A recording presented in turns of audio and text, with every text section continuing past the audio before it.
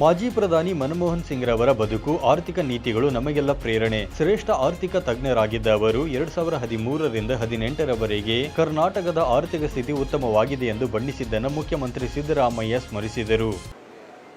ಅವರ ಬದುಕನ್ನು ನೋಡಿದಾಗ ಒಂದು ರೀತಿ ಪವಾಡ ಆಗಿದೆ ಅಂತೇಳಿ ಅನಿಸುತ್ತೆ.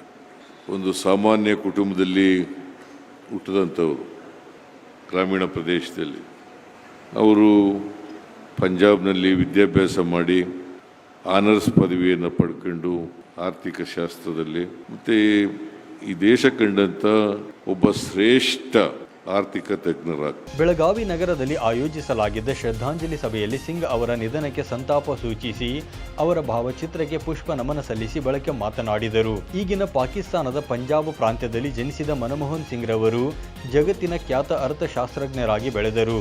ಪಿ.ವಿ. ನರಸಿಂಹರಾವ್ ಅವರ ಸಂಪುಟದಲ್ಲಿ ಆರ್ಥಿಕ ಕಾರ್ಯದರ್ಶಿಗಳಾಗಿ ಸೇವೆ ಸಲ್ಲಿಸಿದ್ದರು. ಉದಾರೀಕರಣದ ಮೂಲಕ ಭಾರತವನ್ನು ವಿಶ್ವಮಟ್ಟಕ್ಕೆ ಕೊಂಡೊಯ್ಯುವಲ್ಲಿ ಪ್ರಮುಖ ಪಾತ್ರ ವಹಿಸಿದರು. ಅವರ ಅಪಾರ ಜ್ಞಾನ ಹಾಗೂ ದೂರದೃಷ್ಟಿಯ ಯೋಜನೆಗಳು ಭಾರತವು ಆರ್ಥಿಕ ಮುಗ್ಗಟ್ಟಿನಿಂದ ಹೊರಬರಲು ಕಾರಣವಾಯಿತು.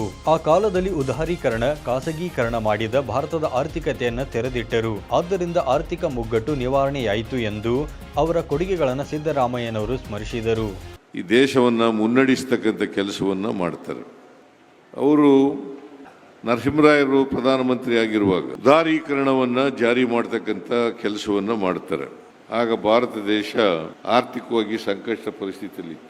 ಆ ಸಂಕಷ್ಟ ಪರಿಸ್ಥಿತಿಯನ್ನು ನಿವಾರಣೆ ಮಾಡಲಿಕ್ಕೋಸ್ಕರ ಉದಾರೀಕರಣ, ಖಾಸಗೀಕರಣ ಮಾಡ್ತಕ್ಕಂಥದ್ದು ಭಾಳ ಅಪೋಸ್ ಮಾಡಿರ್ಬೋದು.